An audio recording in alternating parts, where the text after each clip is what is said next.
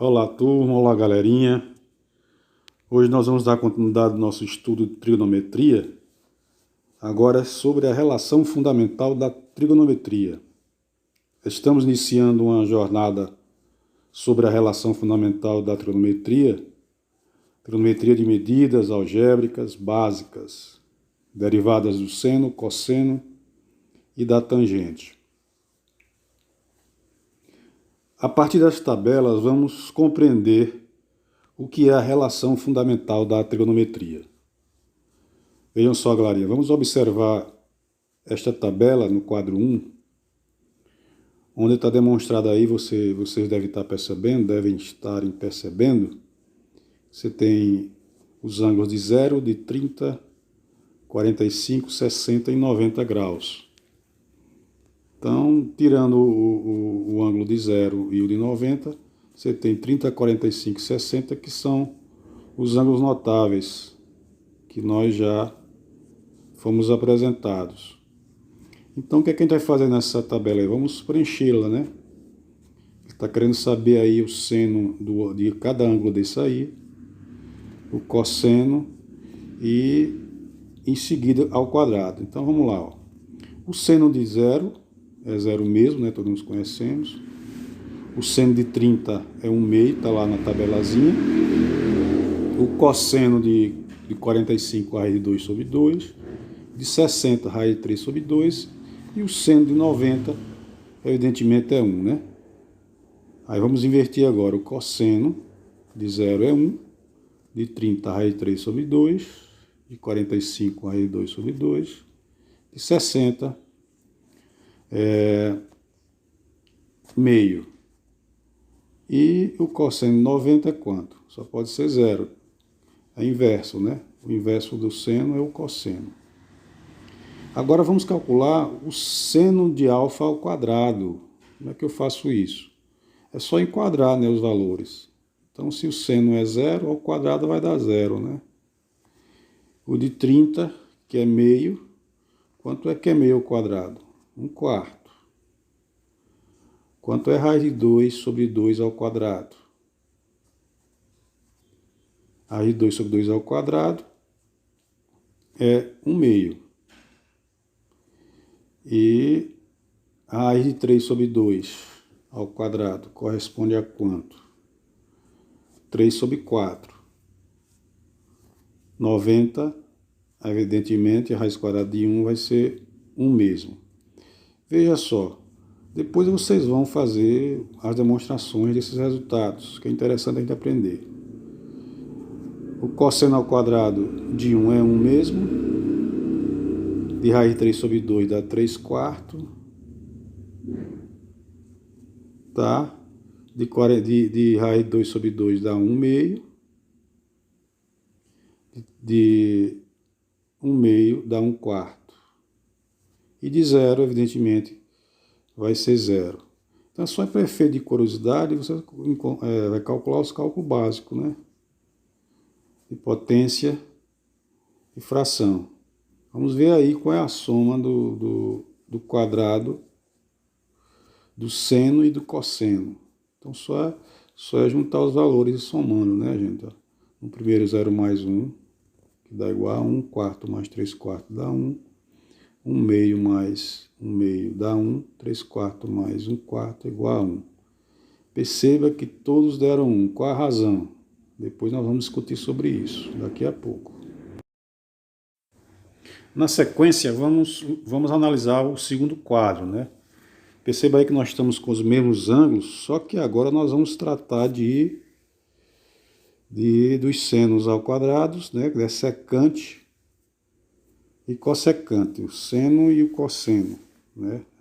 A inversabilidade do seno e do cosseno. Tá aí só uma formulazinha para a gente lembrar que eu faço para calcular a secante de um ângulo.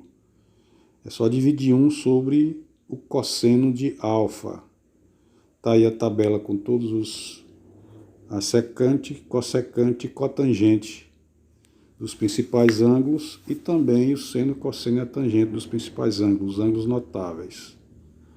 Então perceba que nós vamos entrar na área de secante, cossecante e cotangente.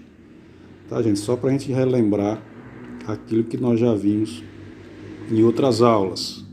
Então, veja só, qual é a secante de alfa ao quadrado? A secante de zero é 1. A secante de 30 ao quadrado, 4 terços. A de 45 dá 2. A de 60 dá 4. E a de 90 vai dar quanto, gente? A secante ao quadrado de 90 não existe. Por quê? Qual a razão? É isso que vocês vão tentar demonstrar em outra oportunidade aí, viu? Para a gente identificar essa correlação, para a gente chegar à relação fundamental da trigonometria. Vamos calcular agora a cossecante, né, ao quadrado. O que é que eu faço para encontrar a cossecante de alfa? É 1 sobre seno de alfa. Observe que a cossecante ao quadrado de zero não existe, né? Por que que não existe? Por que será? Então vocês vão pesquisar e demonstrar por que que não existe isso na sequência. A cossecante de 30 ao quadrado é 4, de 45 é 2, de 60 a de 60 é 4 terços, né?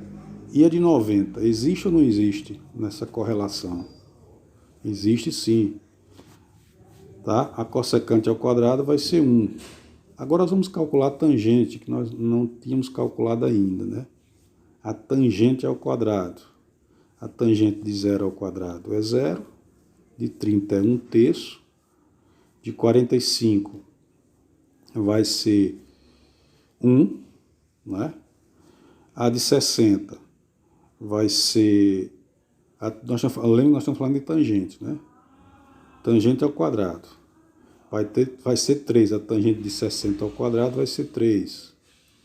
E a de 90? A tangente de 90 ao quadrado não existe. Há um desafio para vocês. Por que que não existe? Tá certo? Vamos ver aqui em outra oportunidade. De modo que... Então, qual é a cotangente ao quadrado de zero? Não existe. Vamos demonstrar isso aí também. Por que é que ela não existe? A de 30, cotangente de 30 ao quadrado é 3. A cotangente de 45 ao quadrado é 1.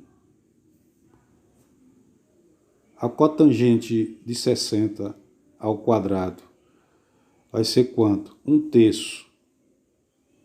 E a cotangente de 90 ao quadrado corresponde a quanto? Não existe. Por que que não existe? Vamos ver isso também nas próximas aulas.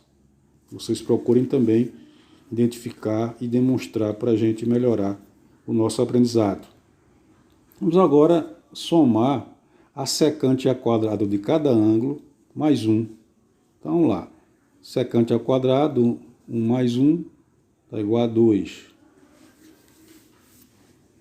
4 terços mais 1 dá 7 sobre 3.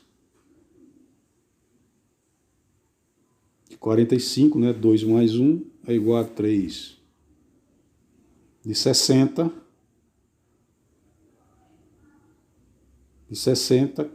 4 mais 1 dá 5. E aí, a de 90, como não existe, a correlação também ela não vai existir, né? Se não existe uma relação, você pode somar mais 1.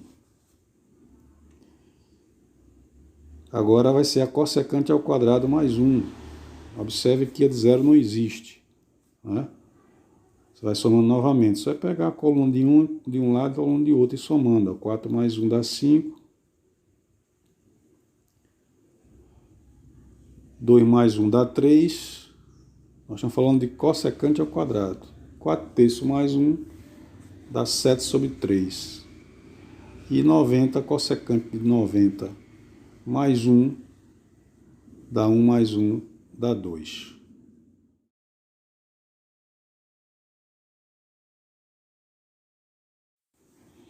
Na sequência, agora, a partir do Teorema de Pitágoras, vamos entender o que é a relação fundamental da trigonometria, né? Vamos lembrar aqui, vamos fazer a demonstração mais uma vez do Teorema de Pitágoras, para que a gente possa compreender, de uma vez por todas, essa relação fundamental. Vamos lá. Então tá aí, ó, um triângulo, retângulo, né? Reto em A, certo? Então nós temos aí o vértice A, o vértice B e o vértice C. Oposto ao ângulo reto, você tem a hipotenusa, que é o Azinho ali, ó. E você tem os catetos B e o cateto C. São um oposto dos ângulos menores que 90 graus, dentro do triângulo retângulo. O Teorema de Pitágoras, né? O quadrado da hipotenusa. Quem é o quadrado da hipotenusa? Ó, é isso aí, veja só a demonstração. É igual a quem? A soma, né? É igual à soma do quadrado dos catetos. Então, quadrado do cateto B. Veja aí como está bem interessante essa demonstração. E o quadrado do cateto C. O que ocorre? Se eles estão dizendo que são iguais, está dizendo que o quadrado da hipotenusa é igual à soma do quadrado dos catetos. Por quê? Qual a razão?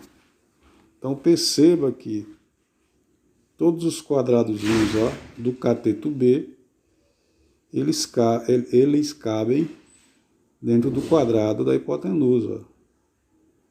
Olha só, agora vai ser o quadrado do cateto C. Ó. Ou seja, não é à toa que essa relação ela é de fundamental importância, né? O Teorema de Pitágoras é de fundamental importância para compreendermos a trigonometria no triângulo retângulo. Então, assim, né, a partir do Teorema de Pitágoras, acontecem, né, as relações trigonométricas de seno, cosseno e tangente. Assim, a relação fundamental da trigonometria é, veja isso, eu coloquei para demonstração que nós já vimos o círculo trigonométrico, né? Onde foi demonstrado, né, as relações de seno e de cosseno. Então perceba que o que era cateto oposto é o seno, na realidade é o seno, né? O cateto oposto ao ângulo é o seno.